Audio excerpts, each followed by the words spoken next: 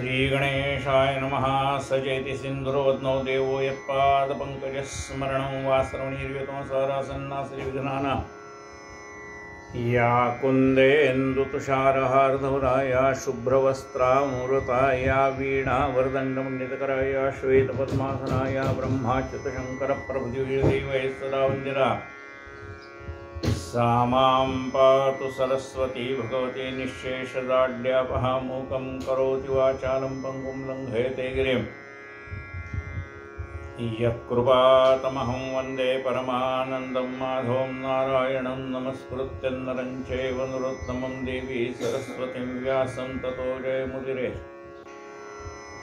वसुदेवसुतं देवं कंसचाणूरमर्दनं देवकी परमानन्दं कृष्णं वन्दे जगद्गुरुं गुरुर्ब्रह्मा गुरुर्विष्णु गुरुर्देवो महेश्वरः गुरुः साक्षात् परब्रह्म तस्मै श्रीगुरवे नमः। श्रोता वक्ता श्रीराम समर्थ। जय जय रघुवीर साई चरित्र संत हेमाडपंत रचित साई चरित्र अध्याय 13वा ओवी क्रमांक 84। केवळ बाबांचा शब्द प्रमाण तेचे औषध रामबाण। बाबांचा शब्दच प्रमाण।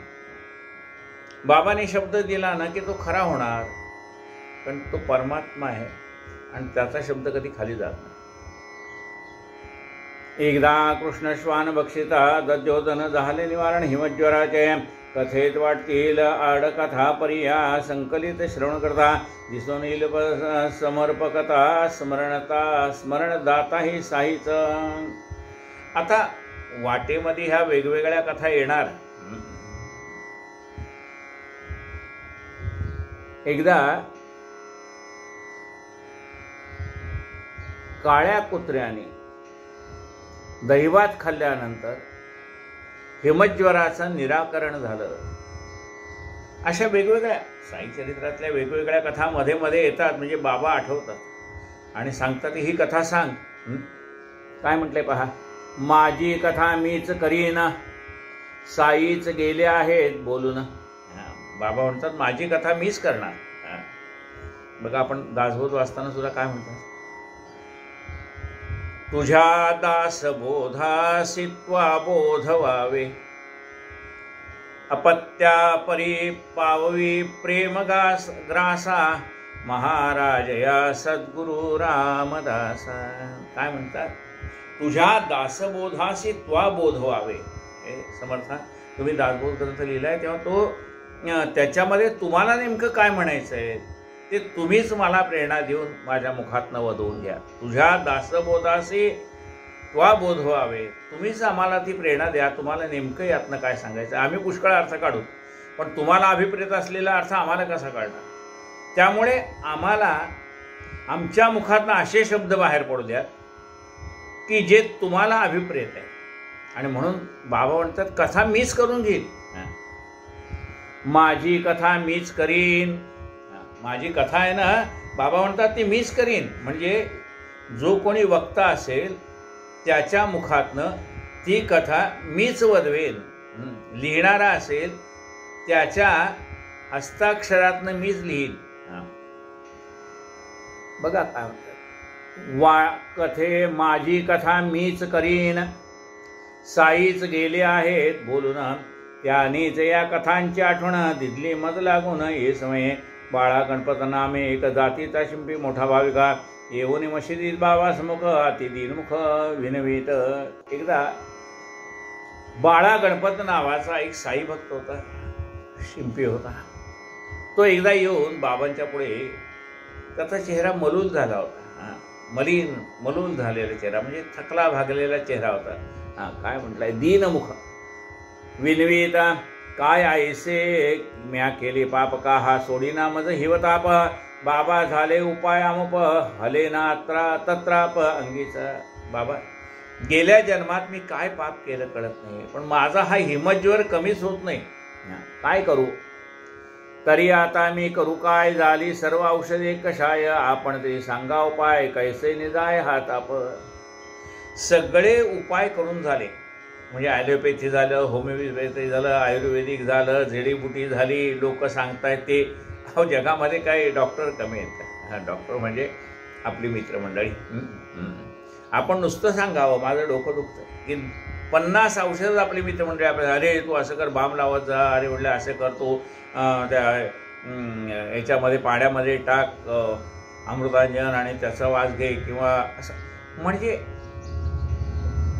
जगामध्ये डॉक्टर कमी नाहीत, म्हणजे आपल्याला वैद्यकीय सल्ला देणारी माणसं जगात कमी नाहीत. त्या व्हॉट्सॲपवर किंवा फेसबुकवर सारखं त्याचा मारा चालू आहे. म्हणजे जगामध्ये औषधं सांगणारी कमी नाहीत. मग हे काय म्हणतात की अनेकांनी मला अनेक उपाय सांगितले, सगळे उपाय करून पाहिले, पण फरक पडत नाही. काय करावं बाबा, असं काय पाप मी गेल्या जन्मात केलं? तव दया उपजली अंतरी बाबा वदत प्रत्युत्तरी, उपाय त्या हिमज्वरावरी ती नवलपरी परिसावी. बरं, बाबांना त्याची दया आली की हा याच्यात भोग भोगून संपलेत, याच्यावर दया करावी. तव दया उपजली अंतरी बाबा वदत प्रत्युत्तरी, उपाय त्या हिमज्वरावरी ती नवलपरी परिसावी. कारण जोपर्यंत ते भोग संपत नाहीत ना, तोपर्यंत आपल्याला ते गाराणं बाबांच्या कानावर घालावं असं पण वाटत नाही. 10 वेळा आपण दर्शनाला जाऊ, पण हे गाराणं गावावर घालावं असं वाटत नाही. म्हणजे ते भोग संपायचे असतात. ते भोग जोपर्यंत संपत नाहीत ना, तोपर्यंत ती आपल्याला बुद्धी पण होत नाही.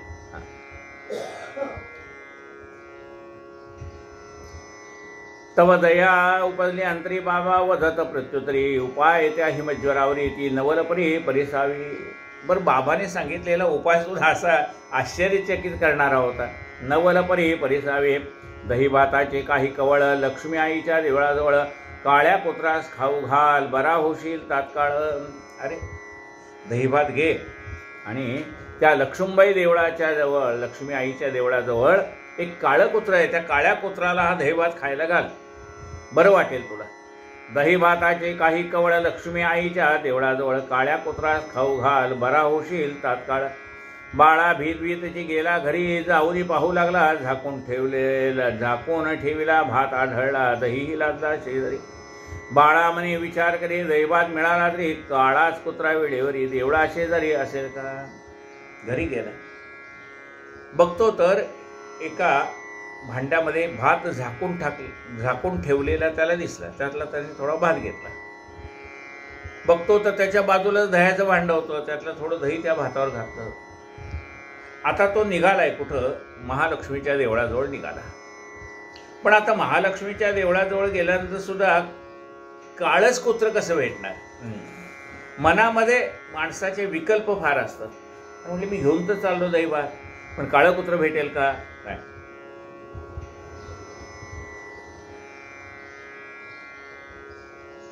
बाळा भीत गेला घरी, जाऊन पाहू लागला झाकून ठेवला भात आढळला, दहीही लागला शेजारी.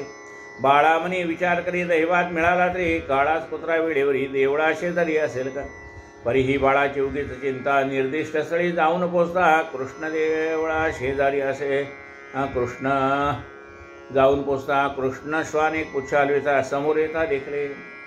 तो गेलाच तिथे देवीच्या महालक्ष्मीच्या देवळाजवळ गेला. तेवढं ते काळं कुत्र शेपटी हलवत त्यांच्याकडे येताना दिसलं. पाहून ऐसा हा योग जुळला, बाळास मोठा आनंद झाला, दही भात खाऊ घातला, वृत्तांत कळविला बाबासा. त्या काळ्या कुत्राला त्यांनी दही भात खायला का दिला आणि बाबाला त्याला मोठा मानसिक आनंद झाला की कधी एकदा बाबांना जाऊन सांगतोय. तो गेला, बाबांना सांगितलं, बाबा तुम्ही सांगितल्याप्रमाणे महालक्ष्मीच्या देवळाजवळ मला काळं कुत्र भेटलं आणि मी त्याला तो दहीभात खायला घातला. सारांश हा जो प्रकार घडला, कोणी काहीही म्हणो त्याला तेव्हापासून हिमज्वर गेला, आराम झाला बाळाचा. त्याने ते काळ्या कुत्र्याला खाऊ घातलं आणि त्याचा हिमज्वर निघून गेला. हे सगळं त्या बाबांच्या शब्दाचा परिणाम आहे, कारण त्यांचे शब्द खाली जात नाहीत. ऐसेच बापूसाहेब बुटी थंडी झाली होती पोटी, जुलाब होत पाठोपा पाऊलो पाऊली, उलटीवर उलटी. एकदा बापूसाहेब बुटेंना सुद्धा पोटामध्ये थंडी झाली आणि पाठोपाठ जुलाब व्हायला लागले, उलटीवर उलटी व्हायला लागली. सर्व औषधाने कपाट भरले परी एकही न लागू पडले. बापूसाहेब म्हणे घाबरले, बहुत पडले विचारी. कपाटामध्ये, आपल्याही कपाटामध्ये अनेक प्रकारची औषधं असतातच, जे पाहिलं त्यांनी, पण या उलट्या आणि जुलाबावरचं औषध काही त्यांना तिथे सापडलं नाही. जुलाब उलट्या होणे बापूसाहेब झाले क्षीण. नित्य नेम बाबांचे दर्शन घ्यावं, यात्रा आणून त्या गोष्ट गेली. बाबांचे कानी आणून बसले सन्मुख. त्याने म्हणाले, खबरदार आतापासून मल विसर्जने जाऊ नये. आणि बाबांकडे जाण्याइतकी सुद्धा त्यांच्या अंगामध्ये ताकद राहिली नाही. मग बाबाने सांगितलं, आणणारे त्याला उचलून. लोक गेले, त्याला चालायची ताकद नव्हती. उचलून आणला बाबांच्या समोर आणि बाबाने सांगितलं, आता इथून शौचासाठी उठायचं नाही, 2 नंबरसाठी उठायचं नाहीत ना. म्हणाले, खबरदार आतापासून मला विसर्जनी जाता नाही. वांतीही राहिली पाहिजे ठिकाणी. तया सन्मुखा लोणी सर्जनी पुनश्च पूर्वत तया अनुलक्षणी. म्हटले बाबाने तैसेच. आणि उलटी पण जागच्या जागी थांबली पाहिजे. असं बाबा कुणाला बोलले?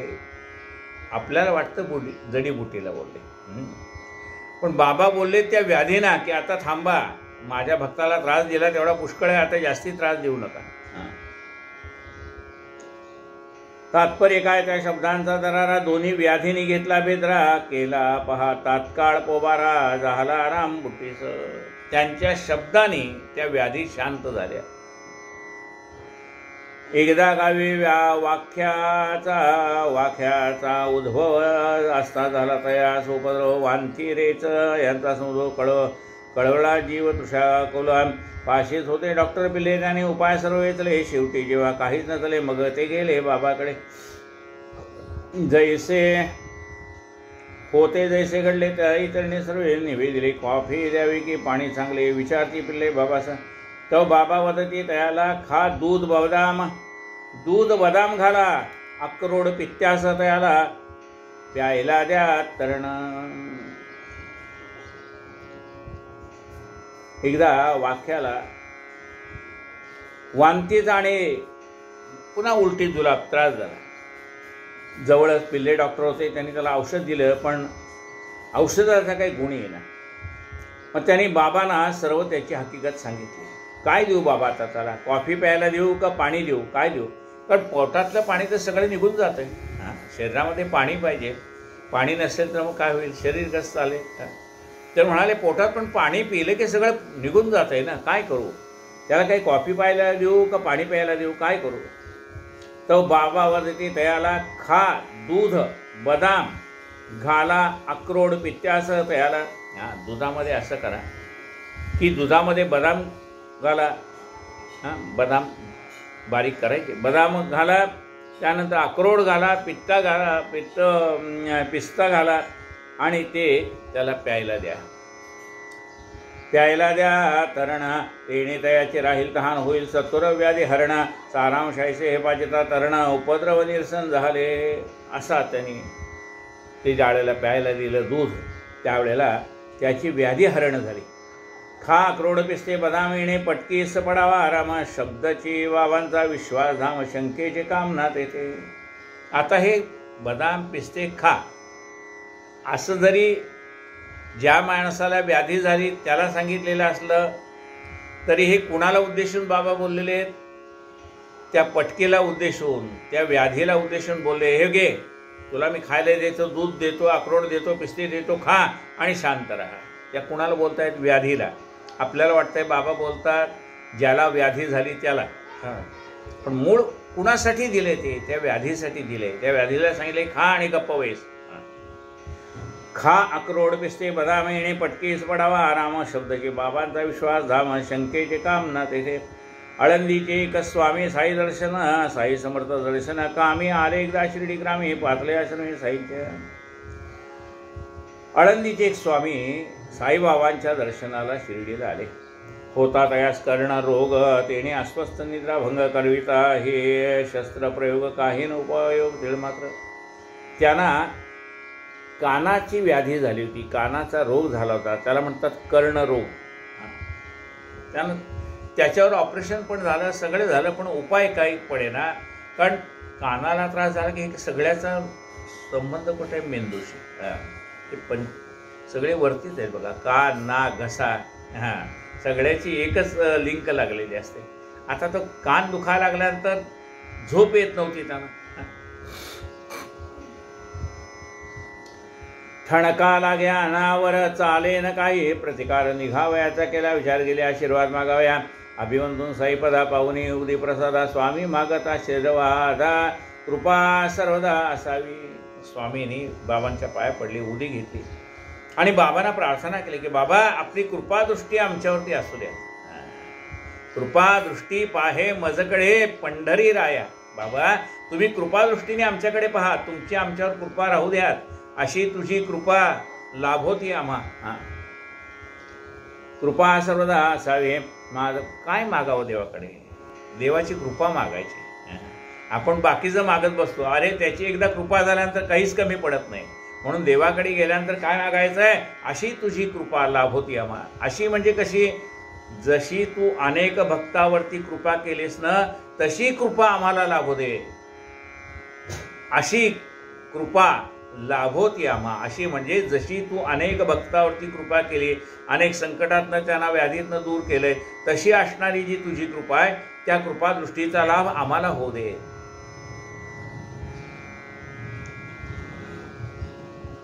स्वामी मागत आशीर्वादा, कृपा सर्वदा असावे. माधवराव देशपांड्याने काना प्रित्यर्थ केली विनवणे, अल्लाह अच्छा करेगा म्हणून महाराजांनी आश्वासले. श्यामा देशपांडे बाबांच्या कानावर, बाबा हे स्वामी आपल्या दर्शनाला आले, त्यांना कानाची व्याधी झाली, त्यामुळे झोप लागत नाही. बाबा काय म्हणतात बघा, अल्लाह अच्छा करेगा. म्हणजे खरे सत्पुरुष आहेत ना, तेच बरं करत असतात, पण ते स्वतःकडे घेत नाही. अल्लाह अच्छा करेगा म्हणजे परमात्मा तुझं कल्याण करेल असं म्हणतात. आता बघा असं का म्हणतात संतो? परमेश्वर तुझं कल्याण करेल असं का म्हणतात? की त्यांना माहित आहे याचं दुःख दूर होईल, आणि तो कोण दूर करेल? परमेश्वर दूर करेल. मग ज्या वेळेला संत असं म्हणतात की परमेश्वर दूर करेल, त्यावेळेला त्यांनी संचय केलेल्या पुण्यातला काही भाग खर्च होत नाही. मग ते स्वतःचं पुण्य कधी वापरतात? ज्या वेळेला त्यांना असं कळतं की देव सुद्धा याचं भलं करू शकणार नाही. देव करेल म्हणजे काय हो? तुमच्या नशिबात आहे ते देव देईल, तो बरा करेल. पण ज्या वेळेला कळतं की या देवाच्या सुद्धा हातात नाही, तो सुद्धा याच्या नशिबात काही बदल करू शकणार नाही, असं ज्या वेळेला त्यांना वाटतं, त्यावेळेला ते म्हणतात जा बेटा तेरा भला होगा. काय म्हणतात? जा बेटा तेरा भला होगा. आता जा बेटा तेरा भला होगा कधी? जेव्हा त्याला कळतं की देव सुद्धा याचं भलं करू शकत नाही, त्या वेळेला संत आपली पुण्याई वापरतात. आणि तोपर्यंत अल्लाह मालिक आहे, परमेश्वर तुझं भलं करो, जा तुझं परमेश्वर कल्याण करेल. म्हणजे त्याची व्याधी बरी होण्यासारखी आहे तर तो देव करेल, आपण आपलं पुण्य कशाला खर्च करायचं? करतात ते, पण कधी? ज्या वेळेला त्या दैवी शक्तीला सुद्धा हे शक्य नाही याचं नशीब बदलणं, त्यावेळेला संत आपली पुण्याई त्या जीवासाठी वापरत असतात. माधवराव देशपांड्याने काना प्रित्यर्थ केली विनवणी, अल्लाह अच्छा करेगा म्हणून महाराजांनी आश्वासले. ऐसा आशीर्वाद लाधुनी स्वामी परतले पुण्यपट्टणी. पत्र आले 8 दिवसांनी, ठणका तक्षणीच राहिला. 8 दिवसांनी त्यांचं पत्र आलं स्वामीचं की आता माझा कान पूर्ण बरा झालाय आणि कानाचा ठसका थांबलाय, ठणका थांबलाय आणि आता मला शांत झोप लागते. सूज मात्र कायम होती, शस्त्रप्रयोग करावा म्हणते, पुन्हा तो प्रयोग करावा या अर्थी आलो मुंबई प्रति. मागोता पुढे गेलो, पुढे डॉक्टरांकडे न कळे बाबांना पडले साकडे. डॉक्टर पाहिजे जो कानाकडे, सूज कोणीकडे लक्षणा, शास्त्रप्रयोग आवश्यकता. डॉक्टर म्हणे न लगे आता, स्वामींची हरली दुर्धर चिंता, विस्मय संस्था वाटलं. थोडीशी सूज होती म्हणून डॉक्टरांकडे गेले. डॉक्टर म्हणले आता ऑपरेशनची जरूर नाही, तुमची व्याधी बाबांनी बरी केली आहे. शस्त्रप्रयोग आवश्यकता. डॉक्टर म्हणे नल घ्या आता. स्वामींची आली दुर्धर चिंता. विस्मय समजता वाटला. ऐशीच आणखी कथा ओघास आली जी प्रसंग वशता. ती सांगून श्रोत्याचा अध्याय आटोपता घेऊ. आणखीन एक कथा सांगता सांगता आठवली ती तुम्हाला सांगतो. सभा मंडपाची वर्षी बांधू आरंभली जे दिवशी ते आधी आठ दिली महाराजा महाजनी से झाले मूळशी दुर्धर. जुला होऊ लागले फार मनीचे मनी बाबावर फार. करीन आता औषध उपचार अत्यंत बेजार झाले. ज्या वेळेला मशिदीमध्ये सभा मंडपामध्ये फरशी घालायची होती त्याच्या आधी 8 दिवस महाजनींना असाच त्रास व्हायला लागला. जुलाबाडे उलट्या. अत्यंत बेजार झाले पण औषध घेणार.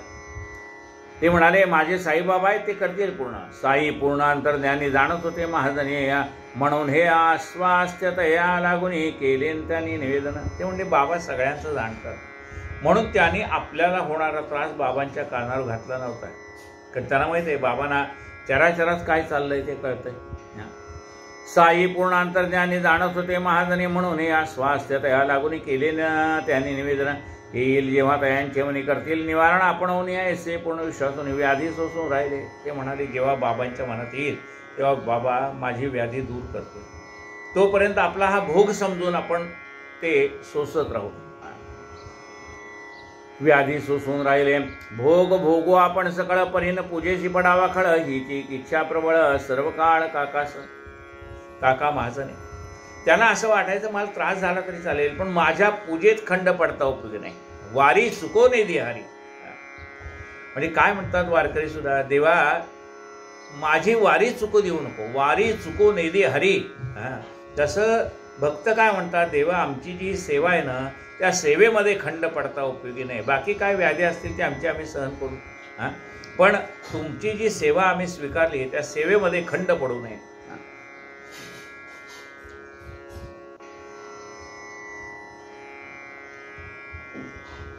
भोग भोगो आपण सकळ परीन पूजेशी पडावा कळ. हिची एक इच्छा प्रबळ सर्व काळ काकास.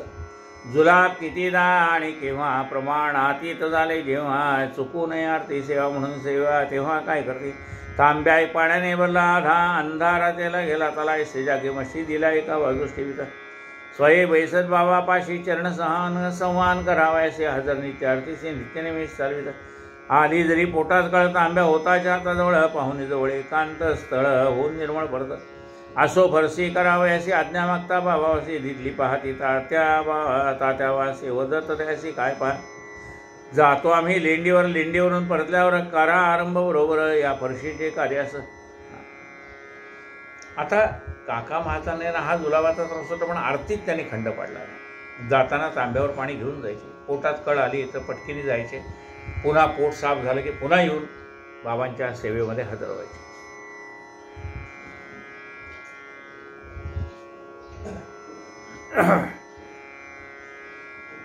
असो फरशी करावयासी आज्ञा मागता बाबाबासी. दिदली पाहती तात्याबासी वदत तयासी काय पहा. तात्याबाबाला आज्ञा दिली की त्यांनी बाबांकडे आज्ञा मागत होते. बाबा इथं फरशी करावी असं वाटतंय. ठीक आहे म्हणाले. जातो आम्ही लेंडीवरून परतल्यावर करा आरंभ बरोबर या फरशीचे कार्यास. पुढे बाबा परत आले. आसनावरी जाऊन बसले. पादसंवान सुरू केली. येऊन वेळेवर काकाने कोपर गावाहून तांगे झटकले. मुंबईकडील भक्त पातले. पूजा संभार सहित चढले. घेऊन अभिनंदरे बाबास. इतर मंडळी समेत अंधेरीचे पाटील येत घेऊन पूजा पुष्पाक्षर वाट पाहत बसले. इतक्यात खाली पटांगणात रथ जेथे ठेवीत असत कुजळ मारून बरोबर तेथे फरशीची सुरुवात झाली. ऐकला तो आवाज मात्र भावाने ओरड केली. विचित्र धरला तात्काळ सिंह अवतार. नेत्र टवकार भयंकर. कोण मारतो कुदळीचा फटका करतो तयाला कमरेत लटका. बोलत उठले घेऊन सटका. भीतीचा धडका समजतो. कुदळ टाकून मजूर पळाला जो तो उठून धाव सुटला. काकाचाही जीव दचकला. तो हातच धरला बाबाने. म्हणती जातोस कुठे बैस खाली. इतक्यात तात्या लक्ष्मी आली. तयासी शिव्याची दाखवली मनसोक्त व्हायली बाबाने. अंगणाबाहेरची मंडळी तयासी शिवीगाळ केली. इतक्यात भाजल्या भुईमुगाची थैली ओढून घेतली पडलेली. कोपरगावहून अनेक भक्त बाबांच्या दर्शनाला आले होते. आणि आता बाबाने सांगितलं होतं लेंडीवरून आल्यानंतर फरशी बसवायला तुम्ही सुरुवात करा म्हणून कुदळ मारली. कुदळीचा आवाज ऐकल्यावर बाबा बाहेर आले आणि बाबाने रौद्र अवतार धारण केला. सगळ्यांच्या अंगावर ओरडायला लागले. सगळे घाबरले. कुदळ मारणारा तो कामगार सुद्धा कुदळ टाकून पळून गेला. तेवढ्यात काकासाहेब आले होते बाबांच्या दर्शनाला. तात्या होते, लक्ष्मीबाई आली होती. काका माझाने उठायला लागल्यावर बाबाने त्याचा हात पकडला आणि म्हणले, बैस, कुठं जातोस? बाजूला भुईमुगाची थैली पडली होती, भुईमुगाच्या शेंगाची. बाबाने जवळ घेतली. बाबा असतात वेशावेशी पळाले जे भीतीने तोपाशी. एखाद्याची ती मशिदीची पिशवी असेल की पडलेली. आता कोणी बाबांना द्यायला पिशवी आणली असेल ती तिथेच पडलेली. बाबाने ती पिशवी जवळ घेतली. दाणे असतील पक्का शेर मोठं काढून बाहेर सोडून हातावर मारून फुंकर साफ करीत. मग ती स्वच्छ झालेले दाणे महाजने कडून खाविणे. एकीकडे शिव्याही देणे, एकीकडे चोळणे सुरू. त्यातल्या शेंगा काढल्या आणि बाबाने चोळून त्या काका महाजनीच्या हातावर दिल्या. जवळजवळ पक्का शेरभर शेंगा असतील, शेंगादाणे. खाऊन घे म्हणत म्हणत स्वच्छ दाणे हातावर ठेवत. आणखी आपण हे तोंडात टाकेत पिशवी संपवी देणे हे रीती दाणे संपता म्हणते आपण आण पाणी लागली मज तहान. काका आणती झालीवरून सोयते पिऊन पी म्हणते. काका पिता तया स्वतःची झाली जा तुझी बंद गृहती. मेले कुठे ते बामण म्हणते जा तया प्रती घेऊन ये. बाबांनी त्याला शेंगादाणे खायला घातले. आपण म्हणले पाणी आण. स्वतः पाणी पेले. त्याला पाणी प्यायला दिले आणि सांगितलं आता तुझी जुलाब आणि उलटी थांबली. असो पुढे मंडळी आली. मशीद पूर्वीप्रमाणे भरली. फरशीच पुन्हा सुरुवात झाली. मोडशी थांबली काकांची आणि काकांचं पोटातली कळ थांबून गेली. जुलाबावर हे काय औषधापरी औषध तो संतांचा शब्द देतील तो जो माने प्रसाद याना अगद. आणि आता जुलाबावर काय शेंगादाणे हा उपाय आहे का? पण बाबांची लीलाच अगम्य आहे. त्याला शेंगादाणे खायला घातले आणि त्याचा जुलाब आणि उलटी थांबवली. हरदा शहरचे ग्रस्त पोटशोळ व्याधीग्रस्त 14 वर्षे झाले तस्त उपाय समस्त हरले. नामदयाचे दत्तोपंत कर्णोपकरणी ऐकली. माता शिर्डी साई महा संत दर्शने हरतात अपाय. हरदा गावचे एक ग्रस्त होते. त्यांचं नाव दत्तोपंत. त्यांना 14 वर्ष पोटशोळाची व्याधी होती. बाबांची लीला कर्णोपकरणी त्यांनी ऐकली होती. अनेकांच्या मुखातनं बाबांच्या लीला ऐकल्या होत्या. बाबा अनेकांच्या व्याधी दूर करतात हे पण ऐकलं होतं. शिर्डीचे रावसाहेब माधवराव देशपांडे यांना एकदा मूळव्याध झाली. त्यांनी महाराजांना सांगितले. महाराज म्हणाले आपण दुपारी औषध करू. त्याप्रमाणे दुपारी महाराजांनी सोनमुखीचा काढा केला व त्यातला थोडा माधवरावांना दिला. त्यावर मूळव्याध एकदम बंद झाली. पुढे 2 वर्षांनी त्यांना पुन्हा मूळव्याध झाली. महाराजांनी पूर्वी काढा दिला होता म्हणून माधवरावांनी आपल्याच विचाराने काढा घरी तयार करून तो घेतला. त्या उपायाने बरे न होत वाटता मूळव्याध अधिकच भडकली. पुढे काही दिवसांनी महाराजांच्या कृपेने ती बंद झाली. सारांश गुण औषधात नसून महाराजांच्या हातात आणि आशीर्वादात आहे. एकदा माधवराव देशपांडेंना मूळव्याध झाली होती म्हणून बाबाने त्याला सोनमुखीचा काढा दिला. व्याधी बरी झाली. पुन्हा 2 वर्षांनी मूळव्याध तयार झाली. मग त्यांना असं वाटलं की त्यावेळेला बाबाने आपल्याला सोनमुखीचा काढा दिला होता म्हणून त्यांनी पुन्हा तो सोनमुखीचा काढा केला आणि बाबांना न विचारताच तो घेतला. पण त्यांनी मूळव्याध बरी व्हायच्या ऐवजी ती वाढली. म्हणजे याचा अर्थ काय की तो मूळव्याधीचा परिणाम नसून तो त्या सोनमुखीचा परिणाम नसून बाबांच्या शब्दाचा परिणाम होता म्हणून ती थांबली होती. सारांश गुण औषधात नसून महाराजांच्या हातात आणि आशीर्वादात आहे. काका महाराजांचे वडील बंधू गंगाधरपंत यांना पोटसुळीचा आजार पुष्कळ वर्ष होता. दरवर्षी त्यापासून त्यांना अतिशय त्रास होत असे. त्यांनी महाराजांची कीर्ती ऐकल्यावर ते तिकडे गेले व महाराजांजवळ गारणे केले. महाराजांनी पोटाला हात लावला व येथे दुखते का म्हणून विचारले. गंगाधरपंताने होय असे उत्तर देतात महाराज म्हणाले अल्ला बरे करेल. तेव्हापासून गंगाधरपंताचा पोटशूळ जो गेला तो पुन्हा म्हटलं नाही. बाबाने त्याच्या पोटावर हात दाबला आणि विचारलं इथं दुखतं का रे? हो म्हणाले. जा अल्ला तुझी व्याधी बरी करेल असे बाबा म्हणाले आणि त्यानंतर त्यांचा पोटशूळ थांबला. एकदा नानासाहेब चांदोरकर यास पोटशुळाचा विकार झाला. तो इतका की रात्रंदिवस एकसारखे ते तळमळत असत. त्यांना डॉक्टरनी पिचकाऱ्या दिल्या पण काही उपयोग झाला नाही. शेवटी ते महाराजांकडे गेले व महाराजांनी त्यांना बर्फी तुपात घालून खलून खाव्यास सांगितली. त्या उपायाने त्यांचा पोटशूळ अजिबात बंद झाला.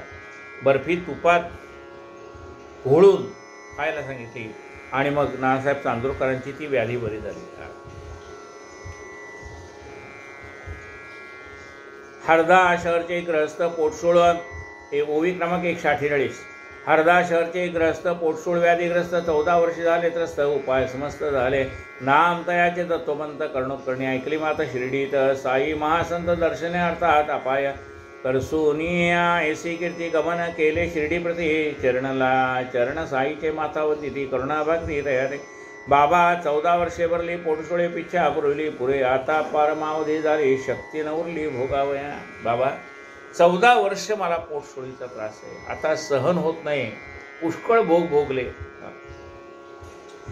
केला ना कोणाचा घातपात अवमानली मायतात नाठवे कर्मार्जिते पूर्वजन्मीची मात झेणे हे होतात कष्ट. बाबा मी आजपर्यंत कोणाचं वाईट केलं नाही. कधी आई वडिलांना दुखवलं नाही. कधी वडील माणसांना दुखवलं नाही. कोणाला एखाद्या शब्दाने दुखवलं नाही. आणि मग कुठल्या जन्मातलं हे पाप मी भोगतोय ते मला कळत नाही. नाठवे पूर्वजन्मीची मात. पण मला तर काय आठवत नाही. आता गेल्या जन्मात आपण काय पाप केली आपल्याला कुठं आठवतं. नाठवे पूर्वजन्मीची मात जेणे हे होतात कष्टपद.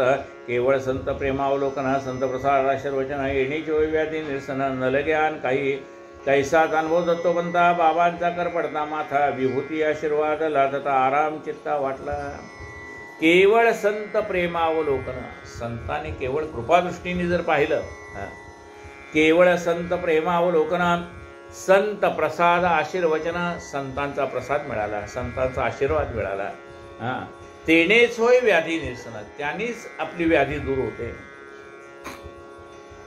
न लगे आन काहीही तैसाच अनुभव दत्तोपंता. बाबांचा कर पडता माथा विभूती आशीर्वाद लादला आराम चित्ता वाटला. मग महाराजाने तयास ठेवून घेतले. काही दिवस हळूहळू पोटशुळीचा त्रास गेला विलयासमुळं. असो ऐसे महान भाव काय वानुमी तयांचा प्रभाव. परोपकार परोपकृती हा नित्य स्वभाव दया सद्भाव चराचरी. असे महाराजांचे किती अनुभव वर्णन करून सांगू. लोकावर उपकार करण्यासाठीच यांचा जन्म झालेला आहे. उरलो उपकारापुरता. गाऊ जात आहे शब्दस्तोत्र एकाहून एक विचित्र. आता पुरानुसंधान भीमाची चरित्र चालू. असो बाबा उदी मागविती भीमाची सोडी देती. तोडी तयाच्या कपाळा फासती शिरी ठेवती निजस्त. भीमाजी आला होता. त्या भीमाजीच्या कपाळाला बाबाने थोडी उदी खायला दिली आणि त्याच्या कपाळाला लावली आणि मस्तकावर हात ठेवला. त्याच्या कपाळाला फासती शिरी ठेवती निजास्त. जावया वराडी जावया बिराडी आज्ञा झाली. पाटील निघाले पाय आले. गाडीपर्यंत आपले पावली गेले. हुशारी वाटली. जांभल्या तुला बरं वाटलं. एरवी अंथरुणाला खिळलेला हा भीमाजी पाटील. सगळी डॉक्टरने आशा सोडलेली. पण बाबांचा वरदहस्त लाभल्यानंतर बघा आणताना कसं आणलं. ह्या भीमाजीला चौघांनी उचलून आणलेले. बाबांचा आशीर्वाद झाल्यानंतर तो आपल्या पायाने चालत गेलेला आहे. जावया बिराडे आज्ञा झाली. पाटील निघाले पाय चाली. गाडीपर्यंत आपले पावली गेले. हुशारी वाटली. तेथून निर्दिष्ट जागेत जात स्थान जरी होते संकोचित. परिते बाबाही केले सूचित. हेचकी महत्व तयाचे चोपण्याने नवसळ चोपिली. म्हणून जमीन होती ओली. तरी बाबांची आज्ञा मानली. सोयी लावली तेथेच. गावात मिळती जागा सुखी. भिवाजीच्या बहुत ओळखे. परिस्थान जे आले बाबांची मुखी. सोडून आणखी न जावे. इथे मातीचा थर केला होता. त्याच्यावरती थापून ती माती अजून ओलसरच होती. बाबाने सांगितलं तिथे थांब. आणि अरुंद जागा होती. आता पाहता गावामध्ये त्या भीमाजी श्रीमंत आहे. त्याला कुठेही जागा मिळाली असती. कुठल्याही भक्तांनी त्याला आपल्या घरी ठेवलं असतं. पण बाबाने सांगितलं इथे थांब. वास्तविकता ती ओलसर जागा आहे, पण त्याच्यावर सुद्धा भीमाजीला थांब म्हटल्यानंतर भीमाजीने असं म्हटलं नाही की बाबा ही जागा ओलसर आहे, मी इथे कसं थांबू.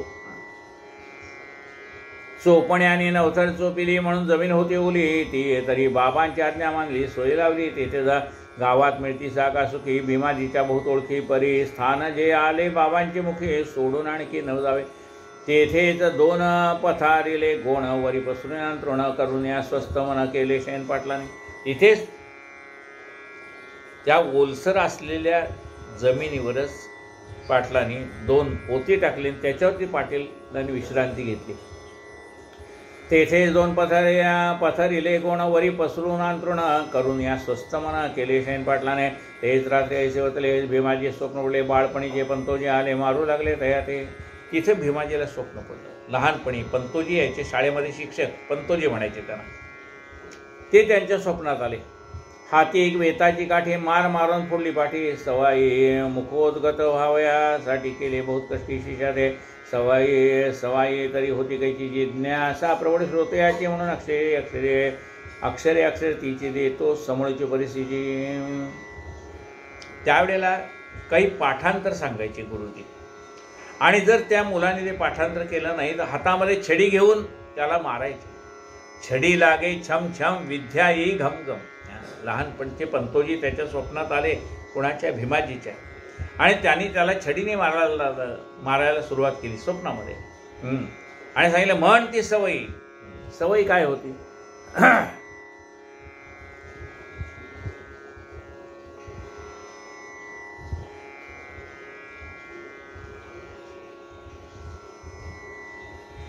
जीस गमे पद अन्य गृही, जर ठेविले जणू शर्प शिरी.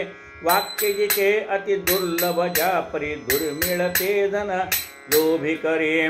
कांत समागम तेची गमे, सुख पर्व नसे जरी वित्त घरी.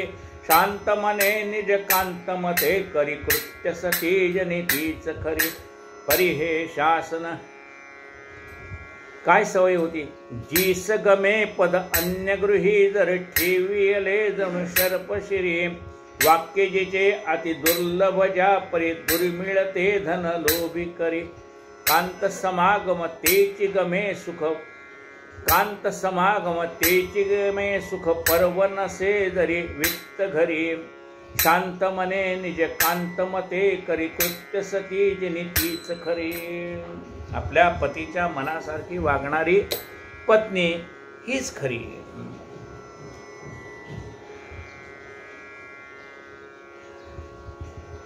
ज्या स्त्रीला दुसऱ्याच्या घरात जाणं आवडत नाही, जणू काही डोक्यावरती सर्पाचा भारा ठेवला असं वाटतं. जीस गमे पद अन्य गृही, जर ठेविले जणू सर्पशिरी.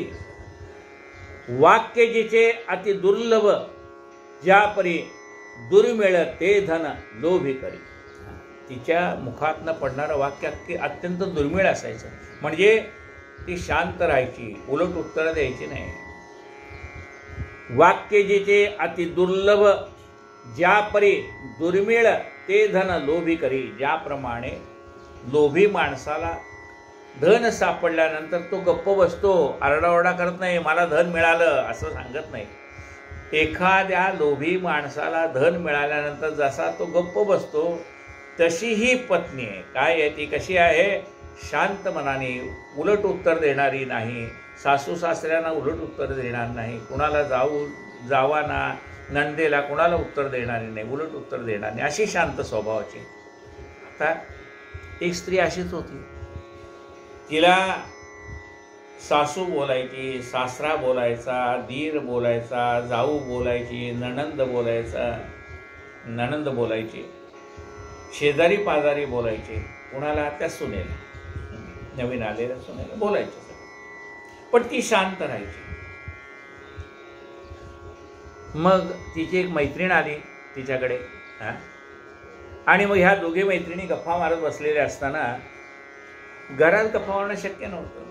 मग तिने काय केलं, आपल्या मैत्रिणीला घेतलं आणि चल म्हणले आपण बाजारात जाऊन येऊ. आणि मग गेल्यानंतर कुठेतरी थांबल्या एके ठिकाणी, आणि मग त्या मैत्रिणीने ह्या मैत्रिणीने विचारलं, का गं मी आता 2 दिवस तुझ्याकडे राहिली आहे इतके लोक तुला बोलतायत, पण तू कोणाला उलट उत्तर का देत नाहीस ग?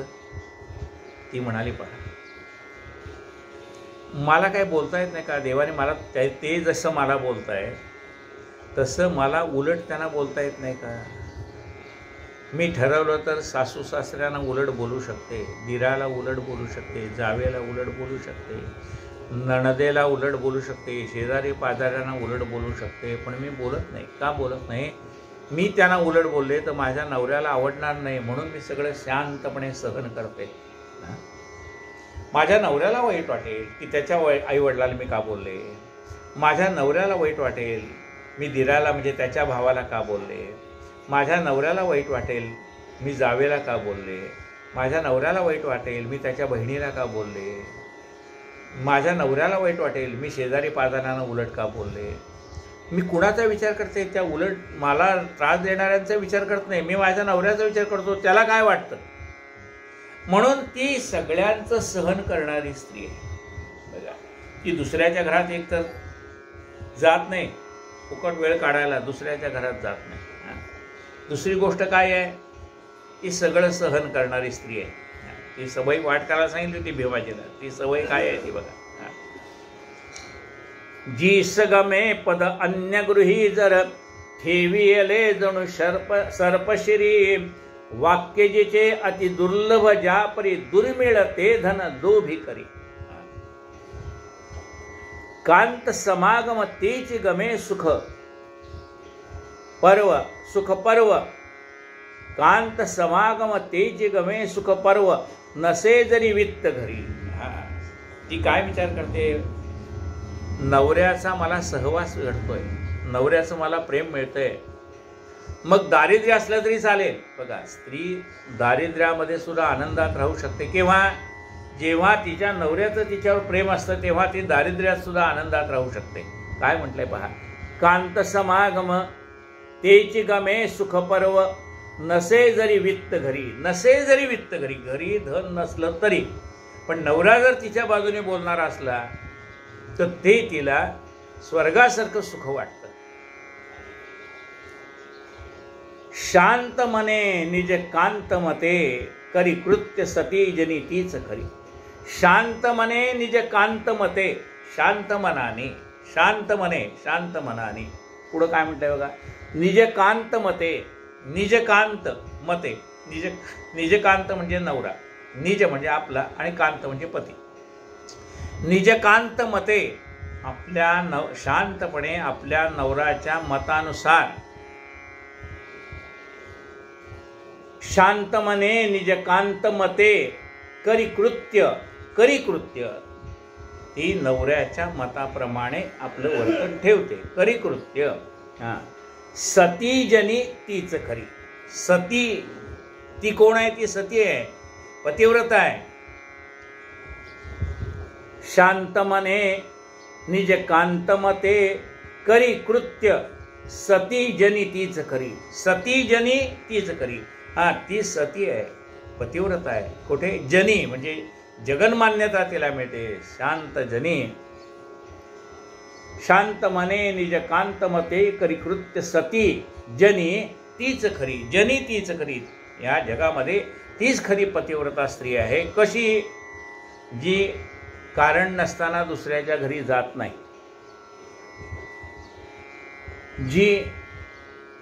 जिचं वाक्य कानावर पडणं दुर्मिळ आहे, म्हणजे जी शांतपणे घरामध्ये राहते, सगळं सहन करते.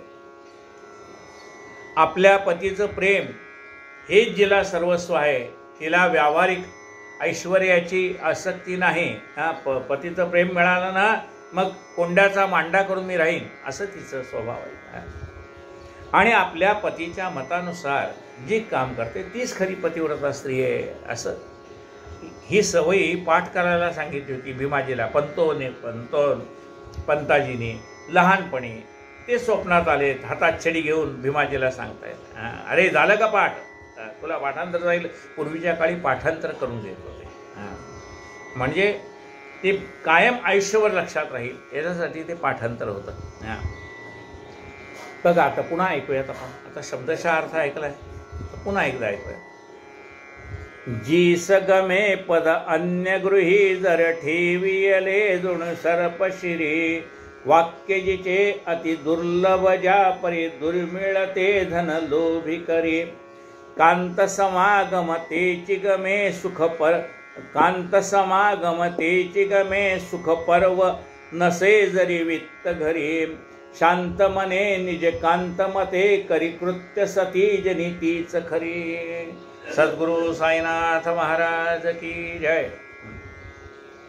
परी हे शासन कशासाठी येतो काहीच कळेना गोठे पंतोजी टाकेना शिवेताटी पेटला हट्ट्याने वारा लगेच पडले दुसरे स्वप्न येतो याहून विलक्षणा कोणी ग्रस्त येऊन छाती दडपून बसला। आता हे पंतोजी आपल्याला का मारतायत हे पण या भीमाजीला रात झोपेत कळेना। आपलं पाठांतर झालं नाही खरं, पण त्याच्यासाठी एवढा मार कशाला। पुन्हा त्याच्यात दुसरं स्वप्न पडलं, कोणीतरी आपल्या छातीवरती दडपण आणतं असं त्याला वाटायला लागलं। लगेच पडले दुसरे स्वप्नात येतो याहून विलक्षण कोणी ग्रस्त येऊन छाती दडपून बैसला। हाती घेतला वरवंटा वक्षस्थळा केला पाटा प्राण कासा विसाले कंठा जणू वैकुंठा निघाले। हातामध्ये वरवंटा घेतलाय तो ह्याच्या छातीवर मारतोय असं स्वप्न पडलंय।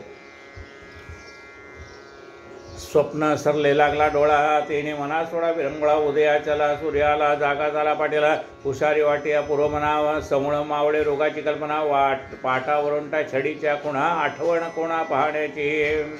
आता इकडे स्वप्न गेलं म्हणजे जागा झाला त्यामुळे स्वप्न संपलं।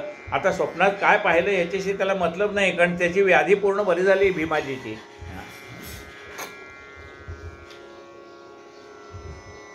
स्वप्नात जनाभास म्हणते परी कधी उलट प्रतीती तेची मूर्ती रोगोच्छित्ती दुःख निवृत्ती पाटीला पाटील म्हणी बहु झाला की वाटे पुनर्जन्म झाला। मग तो हळूहळू निघाला दर्शना बाबांचे पाहून बाबांचे मुखचंद्रा पाटीलाचे आनंद समुद्रा भरते दाटले आनंद मुद्रा नयना तंद्रा लागले प्रेमाश्रूचे वाती लोट पायावर ठेवलेलं लाट वेत शासन हृदय स्फोट परिणाम स्पष्ट सुखकारी अवकारासे उतराई होईल मी पामर काय हे तो अशक्य म्हणून पायी डोळे केवळ डोळे ठेवतो हे नाही माझे भरपाई याहून अन्य उपाय नाही अचिंत्य अतर्क हे नवलाई बाबा साई आपले आसवायसे ते पवाडे घाट पाटील महिना राहिले तिथं पुढे हे नानांचे उपकार स्मृत होऊन कृतार्थ परतले। एक महिनाभर पाटील त्या ठिकाणी राहिले आणि उत्तम तब्येत करून जुन्नरला परत गेले। ऐसे ते भक्त श्रद्धान्वित पाटील आनंद निर्भर चित्त साई कृपा कृतज्ञतायुक्त वरचेवर शिर्डीशी आणि मग बाबांच्या विषयी कृतज्ञतापूर्वक भाव ठेवून ते दरवेळेला शिर्डीला यायचे। दोन हात एक माथा स्थैर्य श्रद्धा अनन्यता न लगे तुझे साईनाथ एक कृतज्ञता ते व्हावी। बाबांना काय लागतो? दोन्ही हस्त तिसरं मस्तक काय म्हणले बघा।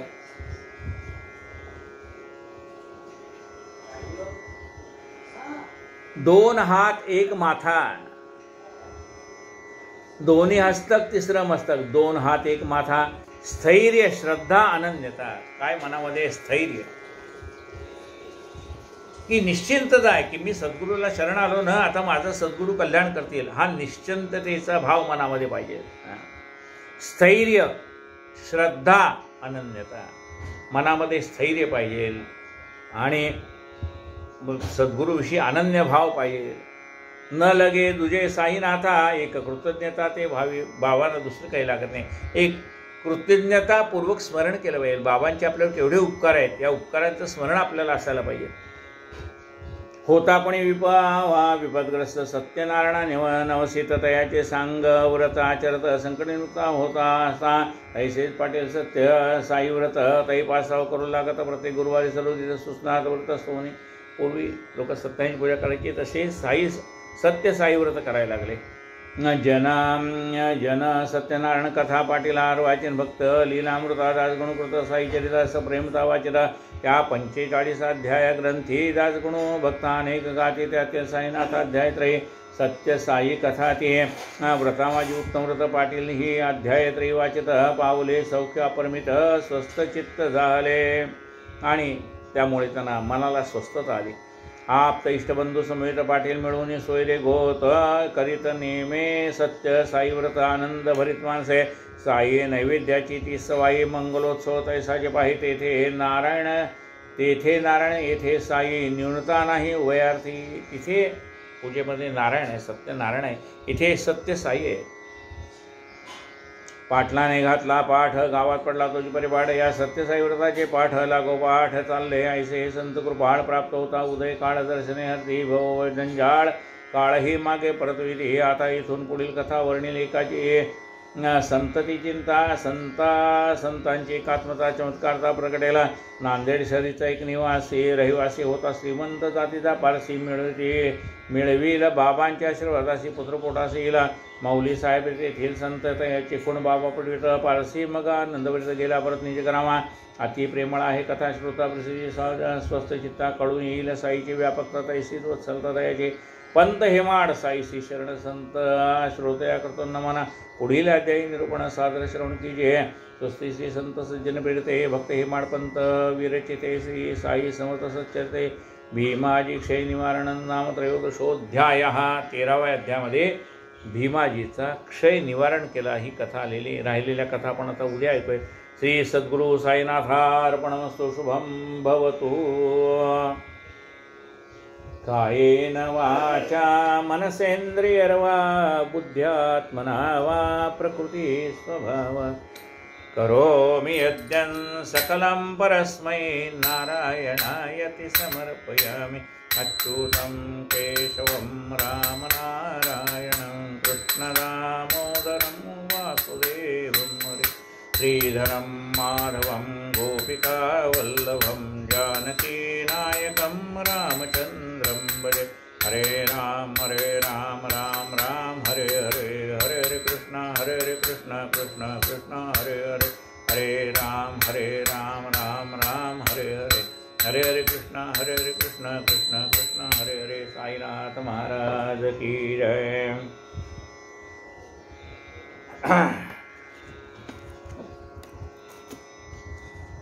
आरती साई बाबा सौख्यदातार जीवा सौख्यदातार जीवा चरण रजातळी जावा. दासा विसावा भक्ता विसावा. आरती साई बाबा जाळून आनंद स्वस्वरूपी राहे दंग. मुमुक्षु जना दावी निज डोळा श्रीरंग आरती साई बाबा. जया मनी जैसा भाव तया तैसा अनुभव. दाविसी दया गना ऐसी तुझी ही माव आरती साई बाबा. उमाचे नाम ध्याता हरे संस्कृती व्यथा. अगाध तव तरणी मार्ग दाविसी अनाथ आरती साई बाबा.